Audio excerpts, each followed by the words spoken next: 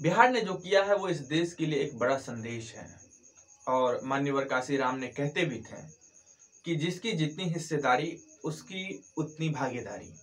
इसका बेसिक सा मतलब है कि यदि किसी समाज में कोई गरीब है, कोई अशिक्षित है, किसी के पास घर नहीं है, किसी के पास जमीन नहीं है, सामाजिक समानता की बात करते थे, शैक्षणिक समानता की बात करते थे, वो आर्थिक समानता की बात करते थे। और इसको लाने के लिए जो सबसे बड़ी चीज है वो रिजर्वेशन है। और बिहार ने ओबीसी की रिजर्वेशन को बढ़ाया है, SC ST की रिजर्वेशन को बढ़ाया है। नमस्कार, मैं रंजन यादव, मेरे इस YouTube मंच पे आपका स्वागत है। दोस्तों, बिहार एक बहुत बड़ा क्रांतिकारी कदम उठाया है। बिहार ने वो कर दिखाया है जो आज़ादी के बाद और आज़ादी से पहले भी किसी ने करने की साहस नहीं जुटाई। यूं कहें, किसी को मौका ही नहीं मिला, और आज बिहार को ये मौका मिला करने का, तो उसने करके दिखाया।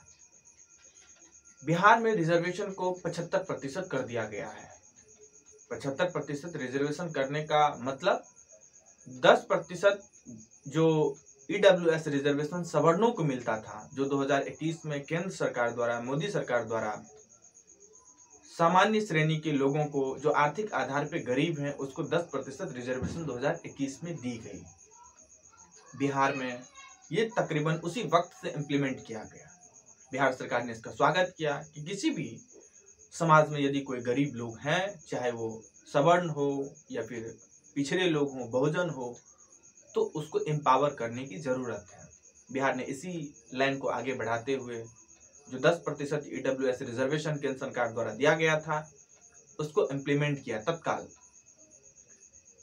अभी जो शीतकालीन सत्र चल रहे थे, उसमें नीतीश कुमार ने इस राज्य के बहुजन को एक बड़ा तोहफा दिया है। दिवाली तोहफा कहिए, छठ तोहफा कहिए, या जो भी आप कह सकते हैं, अपनी तरफ से जो इसको नाम देना चाहें, ये आपकी आजादी है, आप नाम दे सकते हैं।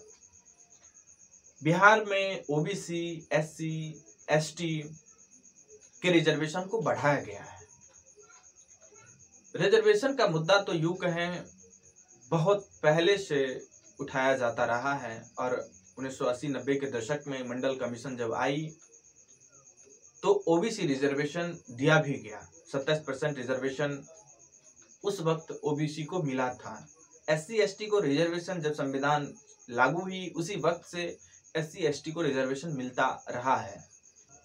बिहार ने OBC SC ST के रिजर्वेशन को बढ़ा करके 65% कर दिया है। OBC के रिजर्वेशन को बढ़ा करके 43% किया गया है। SC के रिजर्वेशन को बढ़ा करके 20% किया गया है, और ST के रिजर्वेशन को बढ़ा करके 2% किया गया है। ये एक क्रांतिकारी कदम है। नीतीश कुमार की जितनी सलाम की जाए वो कम ही साबित होगा। और OBC SC ST ये तीनों यदि आप मिला दे तो 65% होता है। और जो EWS रिजर्वेशन के माध्यम से जो सामान्य या सवर्ण लोग हैं, उसमें जो गरीब लोग हैं, उनको जो मिलने वाली 10% रिजर्वेशन है, उसको यदि आप जोड़ते हैं तो कुल मिला के 75% रिजर्वेशन हो जाती है। साथ ही साथ उन्होंने इससे पहले जातीय जनगणना भी करवाई थी। जातीय जनगणना के आधार पर ही ये संभव हो पाया है। और इसीलिए जो सोशल जस्टिस की बात करते हैं, वो अक्सर कहते हैं कि रिजर्वेशन को बढ़ाने से पहले और रिजर्वेशन पे बात करने से पहले हमको जातीय जनगणना करवाने की जरूरत है। इस देश की असलियत को सामने लाने का सबसे बड़ा और असरदार हथियार यदि कोई है तो है जातीय जनगणना। यदि आप किसी डॉक्टर के पास जाते हैं और बीमारी का पता लगाने के लिए सबसे पहले आपका जांच होता है, डायग्नोस्टिक होती है, चाहे वो एक्सरे हो सकता है, MRI हो सकता है, ब्लड जांच हो सकता है, यूरिन टेस्ट हो सकती है, कुछ भी हो सकता है। और वही इस सोसाइटी को रिफॉर्म करने के लिए, एम्पावर करने के लिए यदि आज कोई हथियार है तो वो जातीय जनगणना है। और जातीय जनगणना के माध्यम से ये पता चलता है कि किस कम्युनिटी के लोग कितने गरीब हैं, किस कम्युनिटी के लोग कितने शिक्षित हैं, किस कम्युनिटी के लोग कितने धनवान हैं, किस कम्युनिटी के लोगों को आगे बढ़ने का कितना अवसर मिला। किस कम्युनिटी के लोगों को जो बेसिक नीड्स हैं, भोजन, कपड़ा, मकान, वो है और किसके पास नहीं है। जिसके पास है कोई दिक्कत नहीं है, जिसके पास नहीं है उसको एम्पावर करके एक लेवल प्लेइंग फील्ड पे लाने की जरूरत है। और इसी वजह से जातीय जनगणना की बेहद जरूरत है। इस देश को बिहार ने वो कर दिखाया। बिहार इस देश के लिए नजीर पेश किया है कि जातीय जनगणना यदि होती है तो रिजर्वेशन भी यदि हम बढ़ाते हैं तो उसका एक अपना आधार होता है कि जातीय जनगणना के आधार पे हम रिजर्वेशन को बढ़ा रहे हैं। उससे पता चलता है कि सरकारी नौकरी में किस कम्युनिटी के लोग कितने हैं, ओबीसी के कितने हैं, जनरल सवर्ण कम्युनिटी के कितने लोग हैं, एससी कम्युनिटी के कितने लोग हैं, एसटी कम्युनिटी के कितने लोग हैं, प्राइवेट सेक्टरों में ऊंचे पदों पे किस कम्युनिटी के लोग बैठे हुए हैं, पॉलिटिक्स में कौन कितने हैं, जुडिशियरी में कौन कितने हैं, मीडिया में कौन कितने हैं, ये आपको जातीय जनगणना से पता चलती है। और ये नीतीश कुमार ने क्रांतिकारी कदम उठाया और उन्होंने कर दिखाया। जातीय जनगणना भी किया और रिजर्वेशन को भी उन्होंने बढ़ाया। अब प्रश्न उठती है कि इस जातीय जनगणना और रिजर्वेशन से फायदा किसे होगा? फायदा इस देश को होगा। फायदा इस देश में रहने वाले वो सभी लोगों को होगा जो इस देश के नागरिक हैं, चाहे वो जनरल कैटेगरी के लोग हों, ओबीसी, एससी, एसटी कम्युनिटी के लोग हों या मुस्लिम माइनॉरिटी कम्युनिटी के लोग हों, किसी भी मुस्लिम, सिख, ईसाई, जैन, पारसी, बौद्ध, किसी भी कम्युनिटी के लोग हों, उसे इसका फायदा मिलेगा। यदि किसी समाज में 5 धनवान लोग हैं, 5 अमीर लोग हैं और 50 गरीब लोग हैं, तो ये आप कैसे जस्टिफाई कर सकते हैं कि वो 5 अमीर लोग सुख चैन से जीवन जी पाएंगे? ये कभी नहीं हो सकता है। इसीलिए वो जितने भी गरीब लोग हैं उनको एम्पावर करने की जरूरत है। जाहिर तौर पे यदि प्रत्यक्ष तौर पे देखें तो ये रिजर्वेशन जो बढ़ा है इसका लाभ सीधे तौर पे ओबीसी, एससी, एसटी कम्युनिटी के लोगों को मिलता हुआ नजर आता है, लेकिन इसका अप्रत्यक्ष लाभ सभी को मिलेगा, चाहे वो सामान्य श्रेणी के लोग हों, सवर्ण हो, ओबीसी कम्युनिटी के लोग हों, एससी, एसटी कम्युनिटी के लोग हों या जितने भी धार्मिक रूप से अल्पसंख्यक हैं, चाहे मुस्लिम हो, जैन हो, पारसी हो, बौद्ध हो, जितने भी हैं, सबको अप्रत्यक्ष रूप से फायदा सबको मिलेगा। क्योंकि एट द एंड यदि इस देश को एम्पावर करना है, हमें एक विश्व गुरु का जो हम सपना देख रहे हैं उसे यदि पाना है, तो हमारे एक एक लोग जब तक एम्पावर नहीं होंगे, आप कैसे कह सकते हैं कि भारत एक शक्तिशाली देश बन गया, भारत विकसित हो गया? ये कभी नहीं हो सकता है। यदि इस देश के सभी राज्य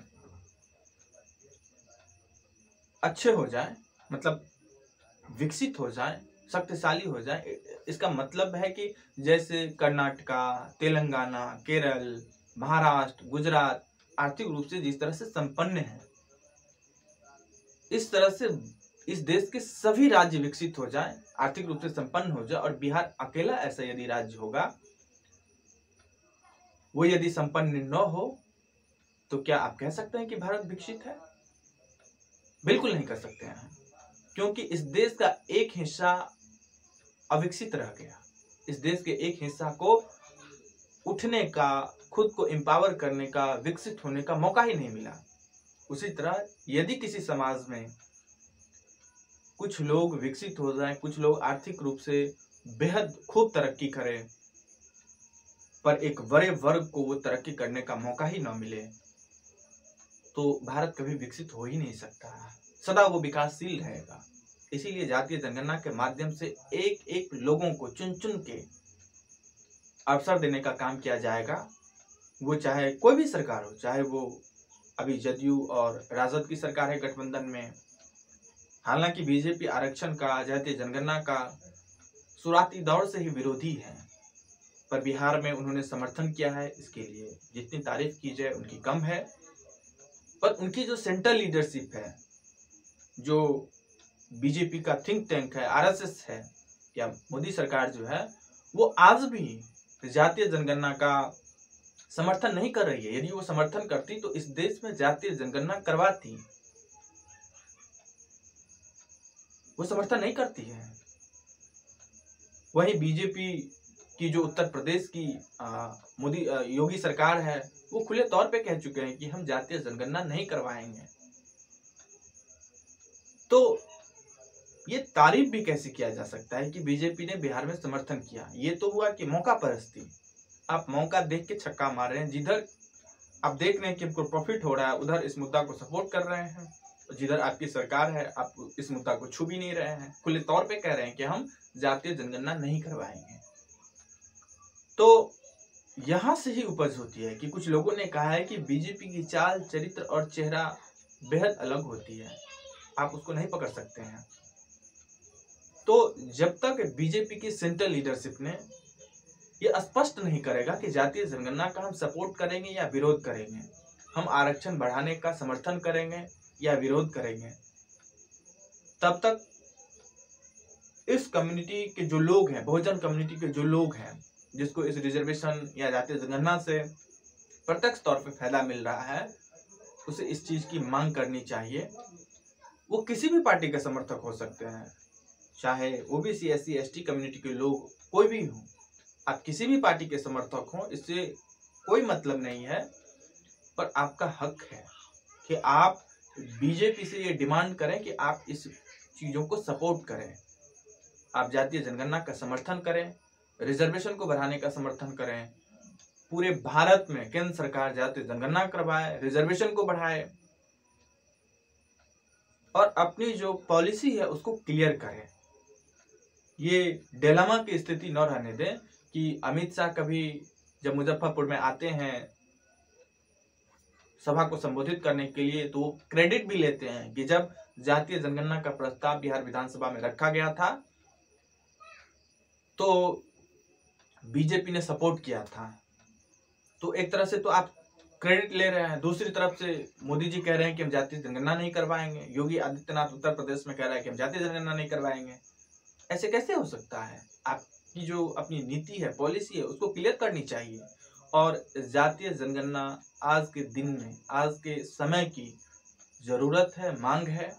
इसको जितनी जल्दी करवा लें, भारत को विकसित होने में उतना कम वक्त लगेगा। और साथ ही साथ जातीय जनगणना के आधार पर यदि जरूरत है, जरूरत यदि नहीं है तो कोई दिक्कत नहीं रिजर्वेशन बढ़ाने की, लेकिन यदि जरूरत है तो रिजर्वेशन को बढ़ाने चाहिए।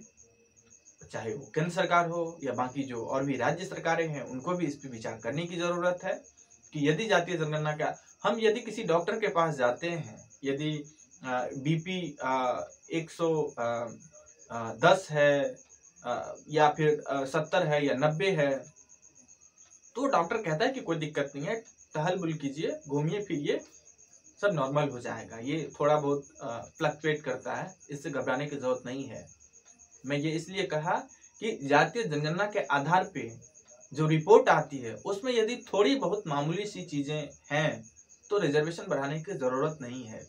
लेकिन जिस तरह से बिहार में जातीय जनगणना के रिपोर्ट आए हैं और वो जो खुलासे करते हैं कि ओबीसी, एससी, एसटी कम्युनिटी के जो लोगों के हालात हैं वो बेहद खराब हैं, और इस वजह से यदि बहुत ज्यादा डायनामिक स्तर पे अंतर है तो रिजर्वेशन बढ़ाने की जरूरत है। और यदि थोड़ी बहुत टहलने भूलने से यदि ठीक हो जाए तो उसे बढ़ाने की जरूरत नहीं है। आज बस इतना ही।